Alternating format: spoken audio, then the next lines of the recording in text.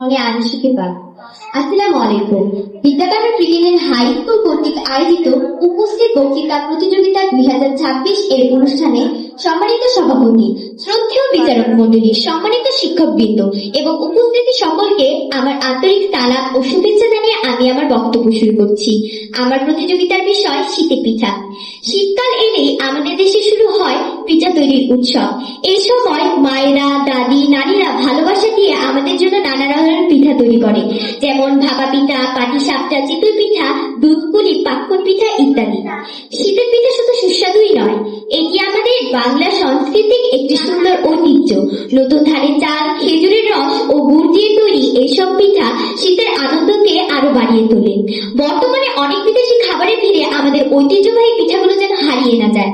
মাননীয় সভাপতি, সম্মানিত বিচারক মণ্ডলী এবং উপস্থিতি সকলকে বলছি, আমাদের পিঠা শুধু একটি খাবারই নয়, এটি আমাদের সাংস্কৃতিক ঐতিহ্য ও গ্রামীণ জীবনের পরিচয় বহন করে। বিদেশি খাবার খাওয়া দোষের নয়, কিন্তু তার কারণে আমরা আমাদের নিজেদের ঐতিহ্য ভুলে যাই, সেটিই সবচেয়ে বড় ক্ষতি। আজকে শিশুরা বার্গার, পিৎজা ও ফ্রাইড চিকেনের নাম জানে, কিন্তু অনেকেই ভাপা, পাটিসাপটা, চিতই পিঠার নামই জানে না। এই অবস্থা চলতে থাকলে ভবিষ্যৎ প্রজন্ম আমাদের ঐতিহ্যবাহী পিঠা সম্পর্কে অজ্ঞ থেকে যাবে। Winter is incomplete with place in শীত মানে আনন্দ আর পিঠা মানে শীত। A plate of pitha brings the tasty of winter and the family. পরিশেষে আমি বলতে চাই, যে জাতি তার ঐতিহ্যকে ভালোবাসে সেই জাতি পৃথিবীতে মাথা উঁচু করে দাঁড়াতে পারে। তাই আসুন আমরা সবাই শীতের পিঠার ঐতিহ্যকে লালন করি এবং গর্বের সঙ্গে ধরে রাখি। ধন্যবাদ মাননীয় সভাপতি, ধন্যবাদ সবাইকে।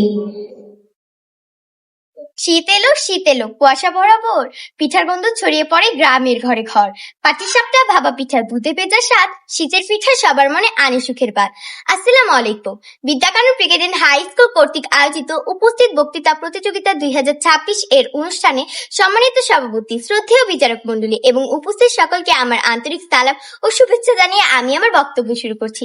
আমার প্রতিযোগিতার বিষয় শীতের পিঠা। শীতকাল এলে আমাদের দেশে শুরু হয় পিঠা তৈরির উৎসব। এ সময় মায়েরা, দাদি, নানীরা ভালোবাসা দিয়ে নানা ধরনের পিঠা তৈরি করে, যেমন ভাপা পিঠা, পাটিসাপটা, চিতল পিঠা, পাকন পিঠা ইত্যাদি। শীতের পিঠা শুধু সুস্বাদুই নয়, এটি আমাদের বাংলা সাংস্কৃতিক ঐতিহ্যের একটি সুন্দর প্রতীক।